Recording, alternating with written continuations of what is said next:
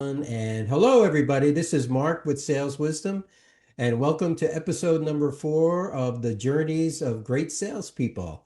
And today we have the honor of to be joined by Jamie McCord of GO2 Partners. And Jamie has had truly a self-made, successful career path. It started outside of the printing industry and outside of sales for her first few years. But then she landed an inside sales and a sales operation opportunity with a leading regional print company. And from there, Jamie moved onwards and upwards into sales at a different print organization and eventually landed at what has become one of the very largest publishing print organizations in all of North America. Jamie built a $14 million book of business there from scratch. I can tell you this is not typical, but it's actually rather unique and very commendable. Recently, Jamie, you moved on to a new and exciting opportunity, and we can hear a little bit about that today. So, everyone watching, please welcome and applaud, if you like, for Jamie McCord. Jamie, great to see you, and thanks for being here today. Mark, it's so good to see you. Thanks for having me. I'm honored to be here and looking forward to our conversation. Yeah, likewise. And, Jamie, before we get started, I think we have a unique relationship, and I wanted to just very quickly touch on that and ask you about it as well, too. We know each other for 12 years. I'll put "know" in some level of quotes, I guess, because we met on LinkedIn and we've stayed in touch, communicated, updated, invited each other to things over those 12 years. But to this day, we've still never met in person. So it's completely virtual. And there's just something about that I found that is fascinating. And of course, LinkedIn was very different at that time when we met 12 years ago, I'm sure you recall. Yeah, no, absolutely. We definitely do have a unique background story there, and we still need to find a time to meet each other in person.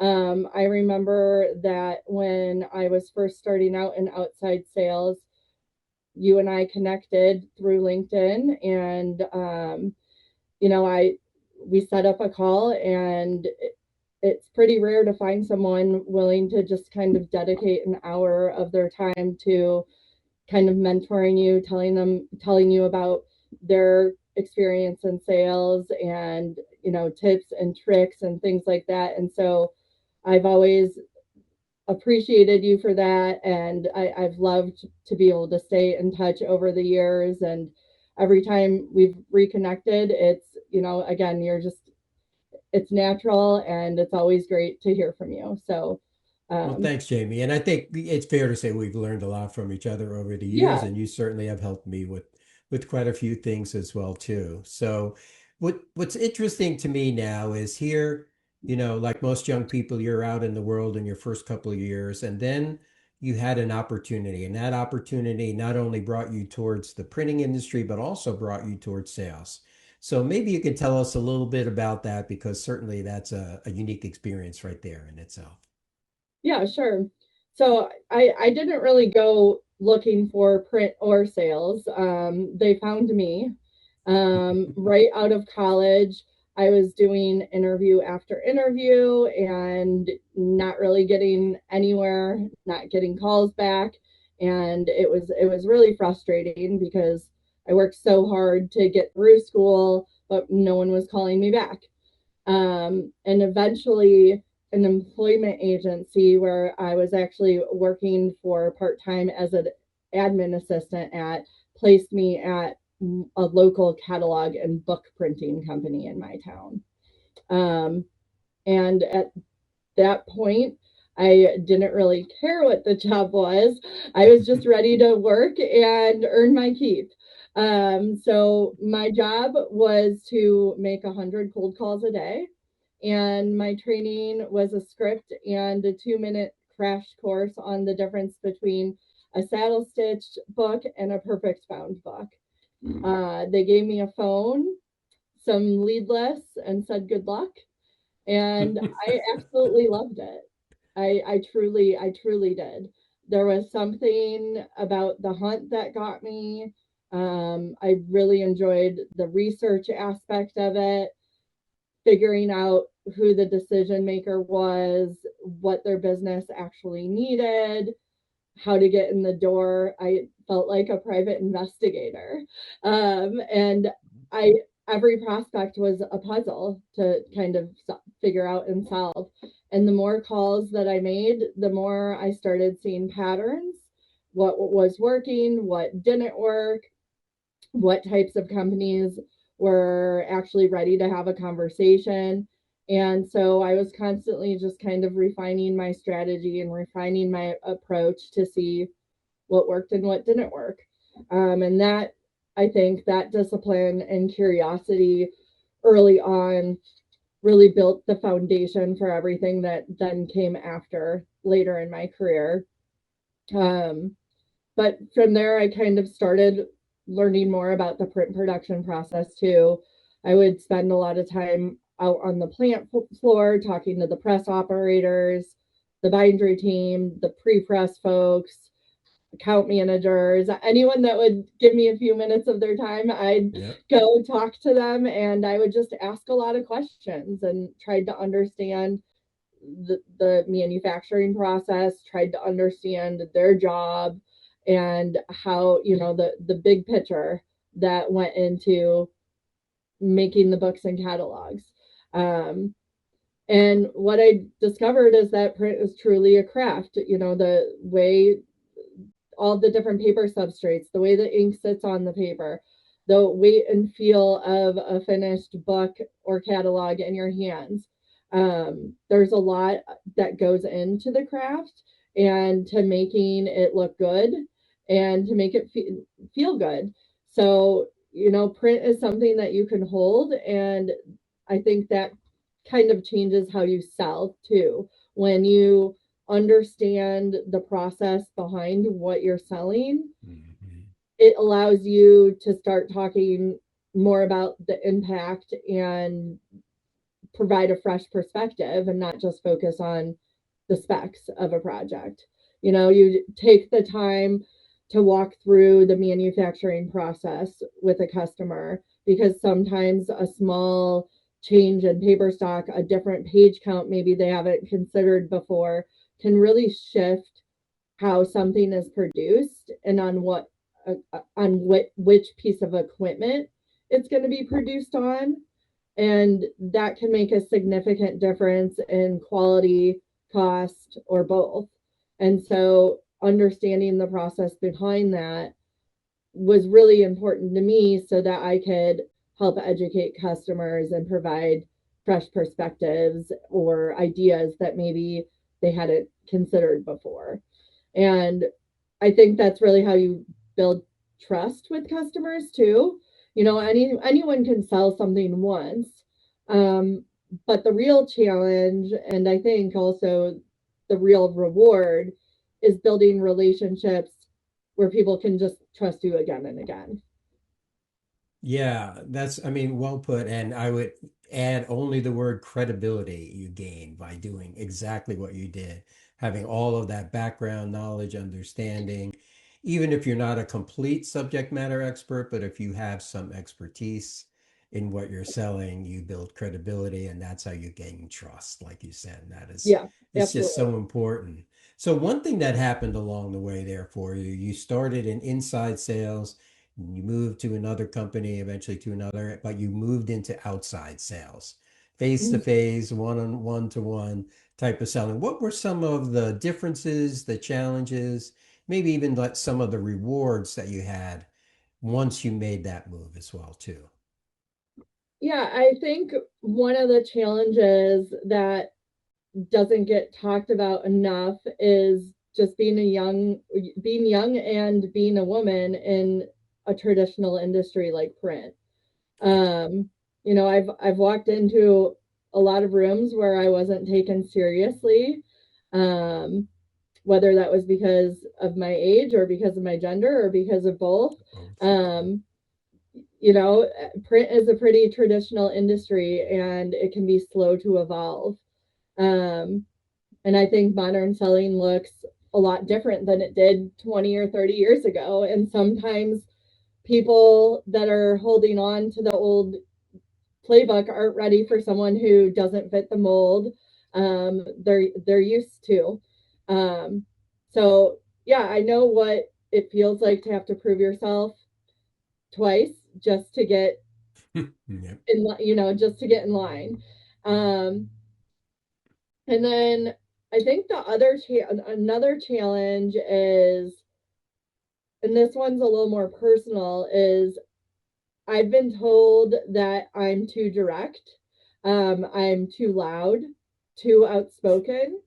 And for a while, I questioned, do I need to dial that back? And I don't. Those Right. are exact qualities that have made me successful in sales. That's how I got to where I am today. Um, and those are the qualities that have helped me win business, that have helped me solve problems, that have pushed myself to do better and be better, and to continuously learn new skills and ask questions and stay curious. Um, and a lot of employers want that in a salesperson and in a leader. So, you know, people shouldn't shrink themselves. They shouldn't be afraid to share their perspective. If you see a better way of doing something, you should speak up and say it. And at the end of the day, I think that's how processes improve, problems get solved, people grow, and relationships are built. And I bring a lot of passion, a lot of energy, a lot of persistence, and a lot of curiosity. And I own that.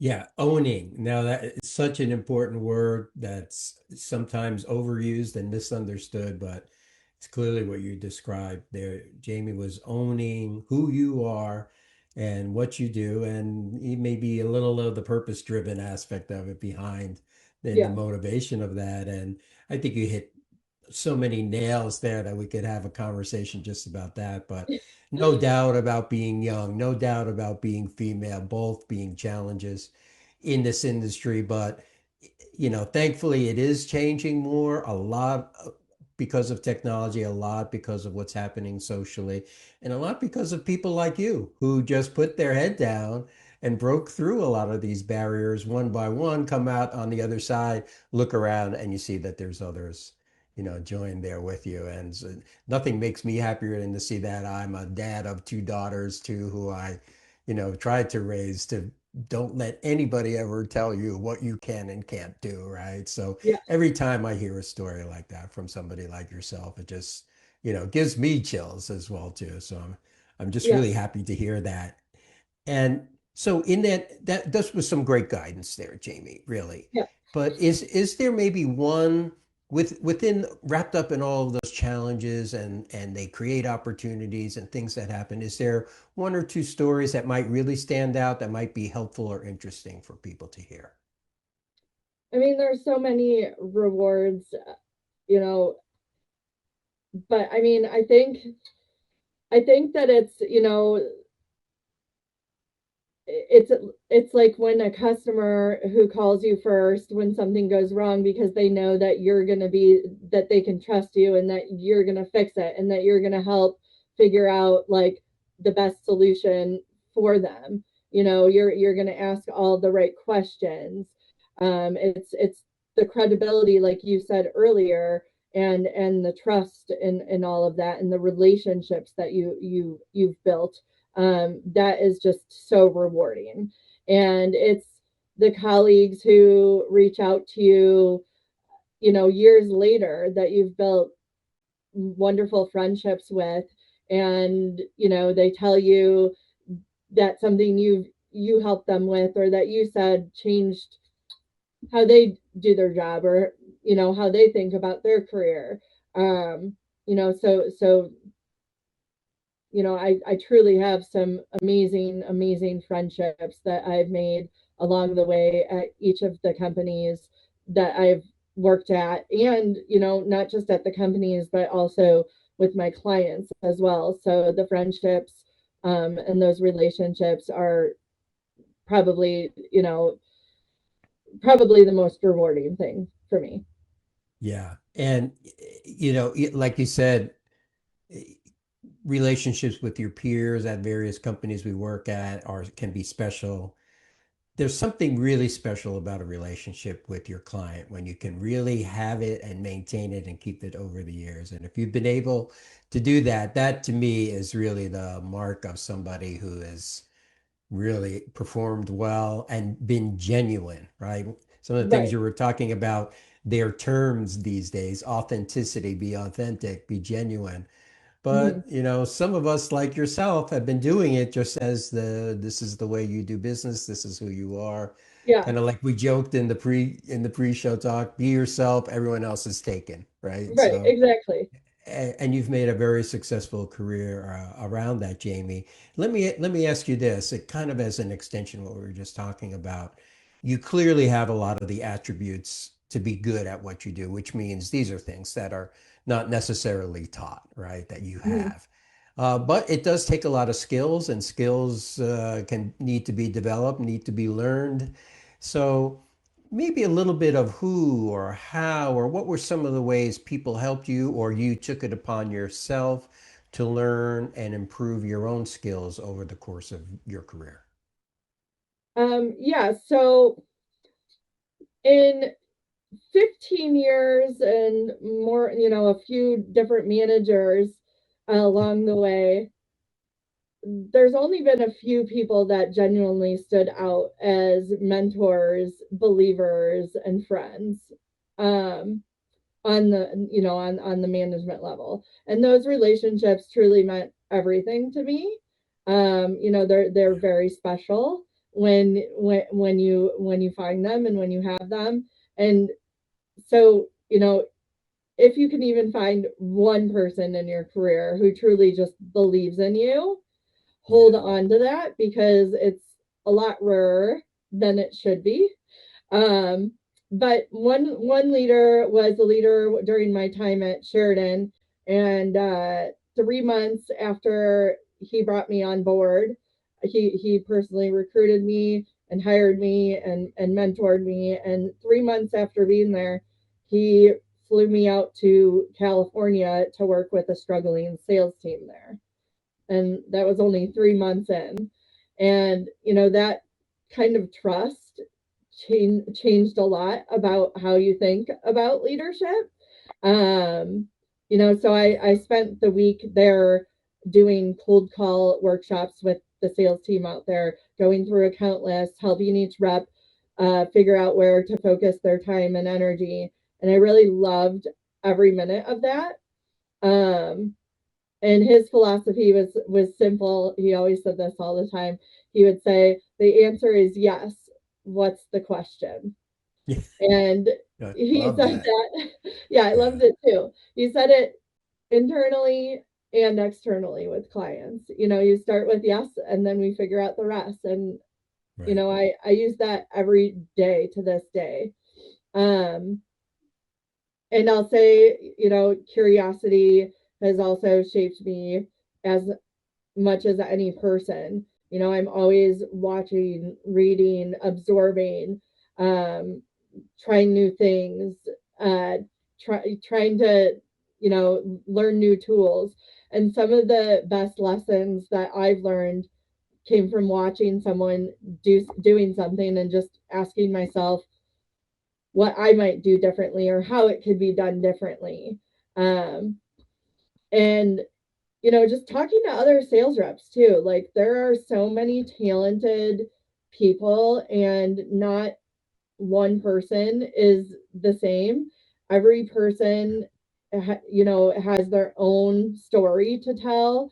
They have their own special talents. And so I think just, like me connecting with you, and, just when I started at GO2, the first question I had at GO2 was, can you connect me with, like 10 different sales reps here that you think I should be talking to? Because it allowed me to just kind of ask them about how they've been successful, ask about their backgrounds, ask if they have any advice for me. And I think that every conversation that you have really allows you to learn from them. And then you also know who you can go to when you do get stuck or you do need help. You know where so and so you know where that special that specific person might be a resource for you down the road, or where you might be able to collaborate with them later on and do kind of a team sell together. I think you can really learn from everyone. And it's just important to kind of pay attention and um, never stop asking questions. Yeah, curiosity and questions.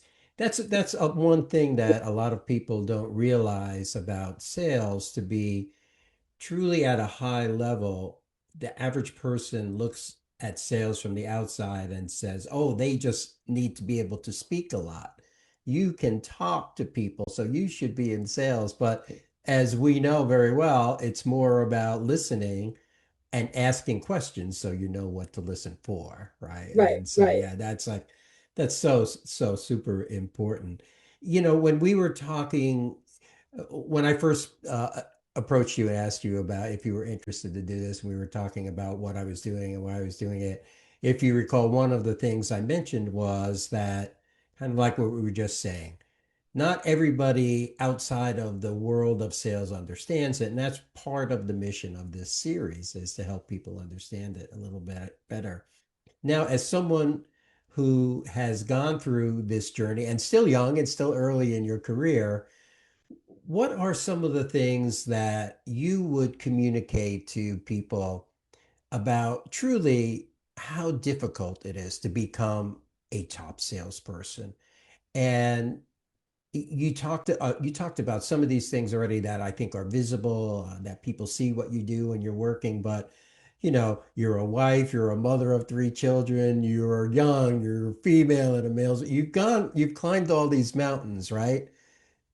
And getting to the top and being one of the better people in your craft is, not to be looked upon lightly. It's a lot of hard work. What are some of the things that people never see that happens for salespeople behind the scenes that's important to understand? Yeah, I'm gonna kind of answer this. I'm going to share kind of a little bit more about an experience that I had along the way, Sure. and then I'm going to answer that question too, because I think they kind of tie in together. Um, Perfect. but I think so. Bradford and Bigelow was my first true outside sales role, and there I really had to build my book of business from scratch. So I it was so important to take what I had learned in my previous role and stay disciplined.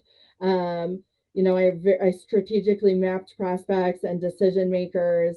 I identified the opportunities. I made the calls every single day, got in front of people, and just really truly stayed focused. And eventually my business started to grow, and it kept growing. Um, and along the way, I also helped the company develop their first CRM. I put together a remote inside sales team. I mentored and trained new reps there. And, what I didn't realize is I didn't just love selling, I loved building. I loved building systems, teams, processes that make sales and the work more efficient and help make the people around you better. um and I share all that with you just because you know I think that there is I think sales does require discipline. There you need to identify patterns and opportunities and see what's working and what's not working, and that's what's worked well for me throughout my career. There's been many accounts that took years to close. They're happy with their current vendors or under a contract, but I didn't give up, and I still stayed in touch with them. I made sure that every interaction was useful. If I saw something relevant to their industry, I would share it with them. And if something changed in print that might impact them, I would let them know. So I just tried to always stay, I just always tried to be useful and stay relevant rather than like trying to close a deal, and that's how you Yes. build genuine connections too. Um, so one day there was a Fortune 500 company that I had been calling on for several years, and um, they one day my phone rang and it was them, and they asked me, "Hey Jamie, I was just calling. I was wondering if your company can perfect bind a 2.25 inch perfect bound book." And I said, yes, we can. Years of persistence, and it came down to a 2.25 inch spine. And so, yeah, yes, we absolutely can. So I asked questions. I learned, more about what they were trying to accomplish, and we were able to earn the opportunity and then the business and then a multi-year contract. And that particular account became my largest client. Mm. And so, I just share that because, a lot of times your sales is a grind, and you just have to Yeah. keep going and going. And, eventually it will pay off. Um, So, yeah, I mean, the timing of an opportunity is never really up to you. But you do have to be ready when it comes, because that is completely up to you. And making sure that they know who to call, that's also up to you too. And that's why I always tried to stay relevant and share useful information. So, you can't just follow up once a year. They got to Yeah. know who to call when they have a problem for you to solve. Um, and I think if you stay disciplined and build genuine relationships, it definitely will pay off. Um, so, you know, with all that said, I would say that my brain never shuts off. Like my ADHD brain moves fast. It always has. I've always been curious. I've always been energetic and passionate, and I've always identified patterns and tried to connect the dots and figure out how things work. Um, so it's actually funny. Last Friday, I think it was, I actually sent a prospect email reminder to myself at midnight I think it was Friday. Um, Except I sent it to my new boss who has the same initials as me instead at midnight. And that was just one email. It was just like, it said Rust-Oleum, Jen, in all exclamation marks in the subject line. It was like midnight or 1 in the morning. And the next day he was like, I don't know what this means. Should we meet about this? And I was like, oh, I was like, that was just one email, Jeremy, just one. If you ever saw my Uh, full inbox after hours, you'd realize what that looks like. And my inbox is a mess. I have tons of those, but it's my mess and it works for me. yeah. And you know, yeah, I mean, just keep That, at it and do what works best for you. Um, and then, the other thing is that I think, and I kind of, the reason why I told that story earlier is because I think a lot of people quit right before things can turn. And mhm. building a strategic book of business that has the potential to grow over time, uh, takes a lot of time. And there's times where you work so hard and nothing seems to be happening, and you know you just have to keep showing up at the end of the day. Yeah. And I'm yeah, sorry. Go ahead. no, no, Finish I your mean, thought. I the other thing that I'd add to that too, that I don't think is said out loud enough, is I've never needed someone to motivate me to sell.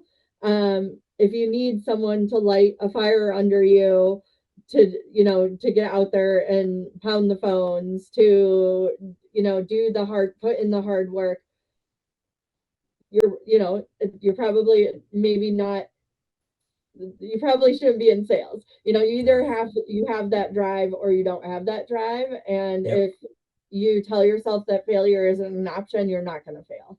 Exactly. Oh, one of my favorite sayings by far, Yeah. especially in sales, but just in life in general. Yeah. Jamie, you've packed so much sales wisdom, to use a great term, into this call, and I really appreciate it. And you've covered a lot of ground, and I can't wait to watch the replay of all this to kind of soak it all in again. But let me close with just a brief question, maybe a concise answer. Picture a 23 or 24-year-old Jamie out there who maybe is in production right now or in support or but not in sales and might be thinking about making a change in your career, or even someone who's just starting and maybe struggling a little bit. What's a couple of things you would like to say to them to encourage them and inspire them to seek what it is that they're looking for?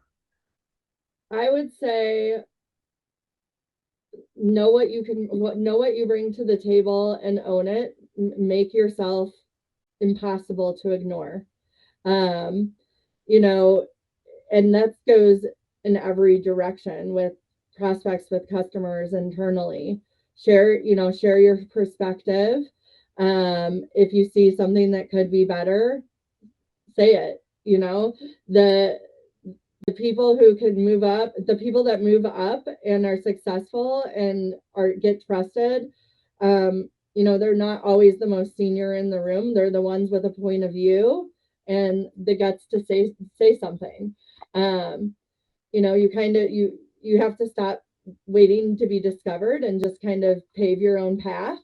um, and with prospects, every touch point and conversation has to mean something. Don't just check in to check in. Hmm. Bring something useful. Um, bring an idea maybe they haven't thought of before. Um, Share insights with them. Be someone they look forward to hearing from.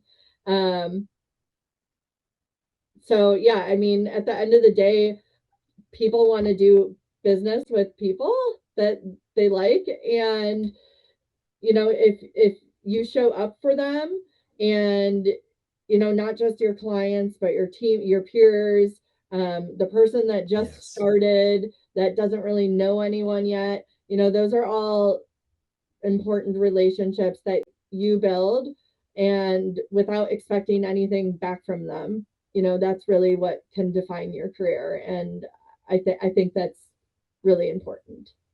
Jamie, that is such awesome advice, a lot of wisdom. And I wanted to just really personally thank you on my behalf and everyone else's for sharing all of this. It's very special.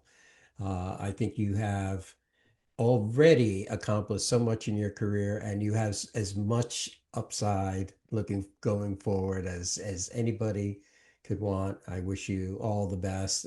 Of course, I know that we'll continue to be in touch. I'm just really so happy to see where you have gotten yourself to over these 12 years that I've known you. And thanks again for being yourself, being authentic and genuine, and sharing your story, a great story about a great salesperson with everyone. Jamie, thank you for being here. Thanks, Mark. I appreciate the opportunity to be here. It was great. Okay, thanks again, and bye bye, everybody.